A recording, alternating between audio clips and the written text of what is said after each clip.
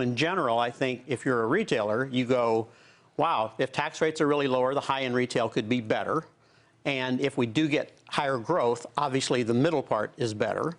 And so I think most retailers right now, despite the fact that a lot of retailers I know didn't vote for Donald Trump, they should have, because their business is going to be better.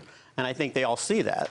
We had the CEO of Macy's on last week, and he was talking about how optimistic he is, but it was all because of inventory supply management. He wasn't at that point really talking about the other side of the supply-demand equation, which is demand. He wasn't convinced yet. He didn't expressly state that. Let's put it that way. Is that what this quarter is going to be all about for the retailers, is inventory management? Yes, I've been telling my clients all along that we're going to have a stronger fourth quarter. The second quarter was better than the first quarter. The third quarter was better than the second quarter. The fourth quarter is going to be better than the third quarter. But this is all because they have less stuff. They are not over-inventoried. They're doing a better job of managing that process, and they're going to have more amenable weather. It can't be worse than it was last year.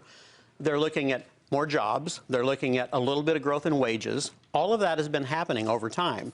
And so that's going to culminate in the fourth quarter, and we're going to see a pretty decent fourth quarter into 2017. That was going to happen no matter who got elected.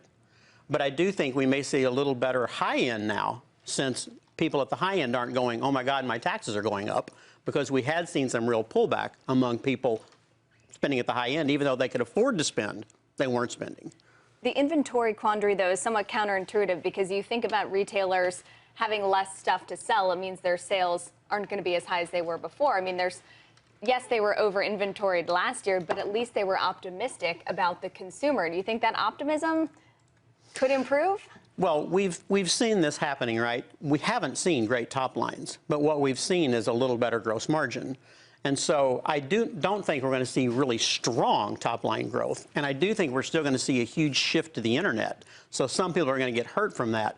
But in general, we're going to see stronger bottom-line numbers and okay top-line numbers. How far in advance are you managing for inventory? You're picking inventory for Christmas. 6 months. 6 months. So 6 months ago, they had no idea what was going to happen in the election. I remember during the crisis, you walked into a store in the spring and summer of 2008, and the fall of 2008, and they were all inventoried for a 2006, 2007 mindset, and boom, it was a whole new world, right? It feels like it's just the opposite of what's happening here, potentially. Well, I do think if we get real strength for consumer in the fourth quarter that we didn't expect because the election went the way it did, and things are a little more optimistic, and generally, things are going to be better just because the election's over. We always see a slowdown heading into elections, and God knows if we see that normally heading into an election, this election had to be worse for retail traffic and retail sales than any one I've ever seen. So the post-election pop, no matter who won, should have been a little better. The best names this quarter in terms of retail sales?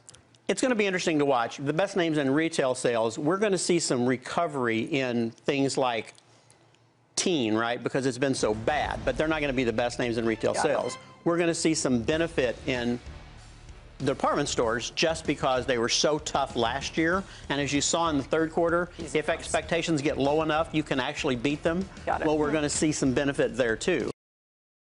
Hey there, thanks for checking out CNBC on YouTube. Be sure to subscribe to stay up to date on all of the day's biggest stories. You can also click on any of the videos around me to watch the latest from CNBC. Thanks for watching.